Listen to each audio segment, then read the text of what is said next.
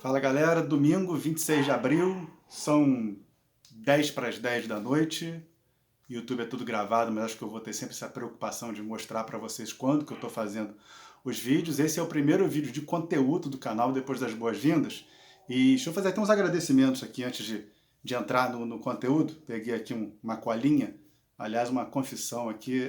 Faustão, eu te venero por você anotar tanta coisa num pedaço tão pequenininho de papel. Deve ter sido da sua época aí de repórter de campo, você tem que anotar o máximo possível, no menor papel possível. Agradecer pelos inscritos que o canal já tem. Obrigado, tá? Obrigado pelo feedback, obrigado pelos comentários, obrigado por tudo. Quem não se inscreveu, vai aqui aquele pedido, né? Se inscreve, ativa o sininho. Ativa o sininho por quê? Porque eu vou fazer vídeo quando der, né? Eu não sei se eu vou conseguir fazer todo dia, dia sim, dia não, quarta e domingo. Nesse primeiro momento, ainda mais que a gente está em quarentena, né? O negócio está bem fora do lugar, está bem esquisito. Então a gente vai de acordo com as chances que a gente tem subindo os vídeos. Então obrigado aí por você que já está inscrito. Se puder também indicar, eu agradeço. Cenário, esse aqui sou eu, né? Olhando para mim. Eu tenho 3 cachecóis só de time, eu vejo muita gente usando cachecol. Eu tenho, posso falar numa boa, nunca escondi nada, eu tenho um do Fluminense, eu tenho um da Lazio e eu tenho um do Leite, que trouxeram para mim, que eu acho muito bonito também, o Leite. São 3 cachecóis que eu tenho, só não dá para colocar aqui no painel, para fazer um painel de cachecol. Camisa de time, tem um monte, só que tem um problema. Eu jogo bola com elas, né? E aí não ficam bonitinhas, né? As camisas estão rasgadas, estão puídas, vai muito para a máquina de lavar, então não dá para fazer também um varal de camisa de time. Tenho até umas bem alternativas, mas não vai ficar bonito, não vai. Então, por enquanto, a gente vai assim, canequinha, miniatura, aqui em casa todo mundo é alérgico. Então, quanto menos coisa tiver nas prateleiras, melhor. Então, eu não tenho muita coleção de coisas ligadas ao futebol. Tenho livro, né? Tenho bastante livro, bastante revista, mas elas estão aqui do outro lado do escritório e é um lugar onde bate luz. Eu já tentei ali, não vai ficar muito legal para gravar. Então, por enquanto, a gente vai assim. Se você até tiver alguma ideia, manda aí no comentário para a gente tentar dar uma melhorada, se estiver incomodando. Senão a gente vai assim mesmo. E acabou minha colinha aqui, acho que acabou. Não tem os títulos aqui também. E vamos falar um pouquinho de Ricardo Lavolpe. Lavolpe el louco, Lavolpe el bigoton, porque tinha um bigode maior que o do Rivelino. Foi bem legal a oportunidade, porque o Lavolpe anunciou a semana que vai se retirar. Não vai mais trabalhar na beira do campo, né? O argentino, que tem praticamente toda a sua carreira ligada ao México, essa semana avisou que pela idade dele, está com quase 70 anos, pressão, trato com o jogador, trato com a imprensa, não tem mais paciência, não está mais afim, quer continuar no futebol, mas com um cargo diretivo, né? Um cargo de gerência, não quer ficar à beira do campo. E é uma perda muito grande. Ricardo Lavolpe tem pouquíssimos títulos na carreira, dá para até comparar um pouco o Lavolpe com o Bielsa. Ele é muito mais um cara das ideias, o cara que vence batalhas, mas não vence muitas guerras, e o cara que inspira muito outros treinadores, que faz o futebol ser um jogo mais bonito, mais agradável, que revoluciona o futebol, mas não conseguiu transformar isso muito em números.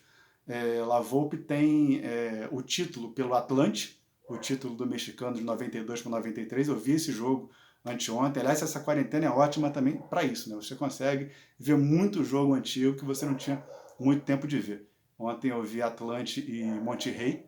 Ele era o técnico do Atlante. O Atlante tinha ganhado o primeiro jogo por 1-0 e ganhou o segundo jogo por 3-0, mas aí já o Monterrey condicionado em razão da primeira derrota, teve um jogador expulso, mesmo o estádio tendo sido o estádio do Monterrey, do segundo jogo, o Atlante do Ricardo Lavolpe passeia. Isso foi 9-2, 9-3. Aí ele chega à final do Campeonato Mexicano com o Atlas em 99, torneio de verão de 99, mas perde nos pênaltis. E aí no começo dos anos 2000 tem o estouro mundial do Lavolpe. Em 2003 ele ganha a Copa Ouro da CONCACAF, que o Brasil foi com o time sub-23, aquele Brasil do Ricardo Gomes, tinha Kaká, Nilmar, Robinho, Carlos Alberto, Júlio Batista, Maicon, Luizão, Alex.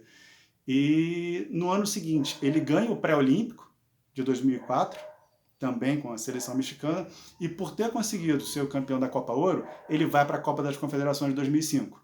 né? E é ali que o mundo inteiro conhece um pouco da ideologia, da metodologia do Ricardo La Volpe.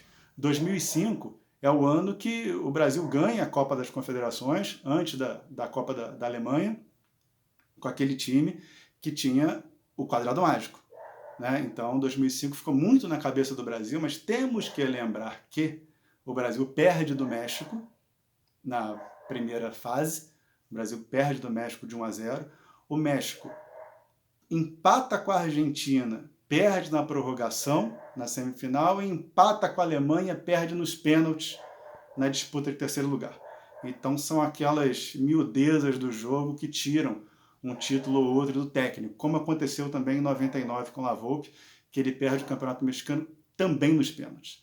Então, esquecendo um pouquinho de título, falar um pouquinho desse personagem, porque você já deve ter ouvido falar em saída lavolpiana, né? O que é a saída lavolpiana? A saída com 3 jogadores. E isso é muito bonito hoje, né? Que a gente já começa a ter uma cultura do zagueiro sair jogando. Mais do que isso, os goleiros já têm necessidade de saber usar o pé. O jogo está muito mais físico, então os próprios zagueiros entram nesse vai e volta. Então hoje é muito bonita a saída de 3. Mas ele fazia em 92, 93, no México. Ainda na época que você podia recuar a bola para o goleiro pegar com a mão, que isso só vai mudar na Copa de 94. Então, quer dizer, ele revoluciona uma saída de bola que não precisava, porque você pega até a narração da época e lá está dizendo, está sendo pressionado. Mentira, você olha para a pressão de hoje, dá vontade de rir. São 2 atacantes que vão, fazem aquele me engana, aí o zagueiro dá uma corridinha e o atacante fica. Mas mesmo assim, La Volpe pensou em sair jogando com 3 jogadores. Como que ele fazia isso? Como quase todo mundo faz hoje. Pega o seu volante central, enfia entre os zagueiros, e aquele seu 4-4-2 ou aquele seu 4-3-3 vira um 3-4-3 ou alguma coisa parecida com isso, porque você pegou o seu volante e deu ao seu volante mais uma função, que é fazer uma saída de bola mais segura. Pegou os seus zagueiros e fez os zagueiros laterais, para pegar os seus laterais e transformá-los em alas, colocá-los ali na linha do meio de campo. E o La Volpe, por que ele queria uma saída de 3? Porque o pensamento dele era criar superioridades. O que a gente fala hoje, superioridade numérica, qualitativa, cinética, né, que parece tatiquez e não é. Lá atrás, o La Volpe já falava de superioridade numérica. E qual era o raciocínio? Tem 2 pessoas no outro time, lá na linha de zaga, marcando o meu 9, né, o marcador e o sobra. Então eu tenho um jogador a mais no campo inteiro, os mini-jogos que existem dentro de um jogo de futebol. Se eu tenho 4 jogadores na minha linha de defesa, e a gente está falando de começo da década de 90, a gente tinha alguns times jogando com 3 zagueiros, ou com 2 zagueiros e um líbero. A Argentina jogava assim, tinha ganhado a Copa de 86, a Alemanha tinha o líbero, a Itália tinha o líbero, Iugoslávia tinha líbero, mas no México tinham 4 zagueiros na última linha, como tinha também aqui no Brasil. E o que ele faz? Ele afunda o volante dele, libera os laterais. Por quê? Porque essa superioridade que ele tem no campo inteiro, se ele tivesse 2 zagueiros, lateral e lateral, para 2 atacantes, ele perdeu a superioridade aqui na primeira linha. Então o que a La Volpe faz? Libera seus laterais, traz um volante e ele fala, se tem 2 marcando o meu 9 e 2 atacantes vêm para cima da minha zaga, eu vou sair com 3. Eu já vou criar uma superioridade numérica. Eu tenho um 2 contra 1 do lado direito, um 2 contra 1 do lado esquerdo, com o volante sendo esse homem que vai me dar a superioridade. E passada essa primeira linha, pelo menos 2 têm que ir juntos. Não é o começar a jogar, é o sair jogando, que até Pep Guardiola vai falar isso sobre o próprio La Volpe em 2005. Mas nesse momento, La Volpe quer transpor as linhas adversárias com superioridade numérica e jogo seguro. Então ele tem 3 contra 2 atacantes. Quando essa bola passa pela primeira linha e 2 avançam, tem 4 jogadores do outro time no meio de campo. E ele tem os 3 jogadores no meio de campo dele, mais os 2 laterais e mais um zagueiro, ou o próprio volante que afundou, que também vai. E aí ele vai ter uma outra superioridade numérica na segunda linha de marcação e aí por diante, até ele chegar na zona de finalização. E com isso ele vai criando os triângulos que a gente vê hoje em dia no futebol, onde tem muito mais passe, onde tem um cuidado muito mais com a posse de bola, que não tinha no começo da época de 90, no futebol mais caótico, muito perde e ganha, mas La Volpe revoluciona. E revoluciona num contexto de goleiro podendo pegar a bola com a mão no recuo. Ou seja, o zagueiro não precisava saber sair jogando, certo? O zagueiro tem a bola. Se ele for muito pressionado, e não era, devolve para o goleiro vai e bota essa bola lá na frente. Quase todo mundo fazia isso. E La Volpe consegue transpor essa questão do goleiro, porque o goleiro passa a não poder mais pegar esse recuo com as mãos, passa a ter que jogar, e ele continua com a sua filosofia. Deu muito certo no México, ele fez alguns sucessores no México, jogaram com ele Pavel Pardo, Andrés Guardado, jogadores de meio de campo que você nem sabe muito bem qual é a posição deles, porque eles fazem muitas funções ali de meio, defesa e até chegando no ataque. E os dois laterais desse Atlante, desse primeiro time do La Volpe, laterais que viravam alas, que ele dava liberdade, eram Raul Gutiérrez, pela direita, técnico das seleções de base do México, e Miguel Herrera, técnico que também foi da seleção do México, na outra lateral. Então ele deixa legado para quem jogou com ele, para continuar com essa filosofia de jogo seguro, de jogo sempre com superioridade numérica, de jogo para avançar sempre o time inteiro dentro do México. E aí, o que acontece? Em 2005, 2006, quando o La Volpe está brilhando com a seleção mexicana, Pepe Guardiola está terminando sua carreira no Dourados. Ele está dentro do México, ele vê essa efervescência do futebol do La Volpe. E nessa época que ele acaba de jogar e volta para a Espanha, ele começa a escrever para jornais durante a Copa, antes dele ser o técnico que hoje todo mundo conhece. Né? Então esse rapaz aqui, ó, Pepe Guardiola, ele é bem influenciado pelo La Volpe. Esse livro é ótimo. Eu prefiro mais o primeiro, o Confidencial, mas esse aqui também é muito bom, o segundo, o Evolução. O Per Arnal escreve demais e a tradução do André Kfouri é sensacional. Mas voltando ao La Volpe, Guardiola diz que o time dele ele não começa jogando, ele sai jogando, no sentido de os jogadores, aí o Guardiola usa até uma expressão de que eles são noivos da bola. A bola vai e os jogadores vão junto. Porque se o jogador não for, e aí ele está falando dos defensores, dos zagueiros, acaba a superioridade numérica, né? Que é algo que a gente vê o Barcelona batendo muito nessa tecla também, da época do Guardiola e até mesmo antes disso, com os holandeses. Então La Volpe, ele influencia o jogo no México, ele influencia um Barcelona de um técnico recém-saído da aposentadoria do jogador, da sua época de jogador, que era o Guardiola, e Guardiola tem, dentro do Barcelona, para implantar essa saída, Rafa Marques. Rafa Marques foi zagueiro também de La Volpe na seleção mexicana. Foi muito bacana eu ter visto Atlante e Monterrey, porque uma coisa é você olhar o trabalho do La Volpe hoje, ver tudo que foi escrito sobre ele e falar, ele fez a saída lavolpiana, né? A saída com 3 jogadores, né? A saída em que você usa um volante. Hoje parece muito simples. Lá atrás, quando ele fez, não era simples. O zagueiro não sabia sair jogando. Você incorporar mais uma função para um volante, tirar ele ali do lugar dele, também não era a coisa mais fácil do mundo. Goleiro, jogar com o pé, então, era um ou outro. E ele faz isso. No México, que hoje a gente tem algumas boas fornadas no México, mas você joga lá para trás e você vai ver que o campeonato mexicano não tinha a qualidade que ele tem hoje. Era outro jogo. E o La Volpe vai lá e implementa essa saída. E foi muito bacana também ter visto esse jogo com narração original, porque você já via o narrador e o comentarista falarem, sabe de quê? Superioridade numérica. E eu estou falando de um narrador e de um comentarista mexicanos há quase 30 anos atrás. Então o que é tatiquez hoje já era implementado há muito tempo lá.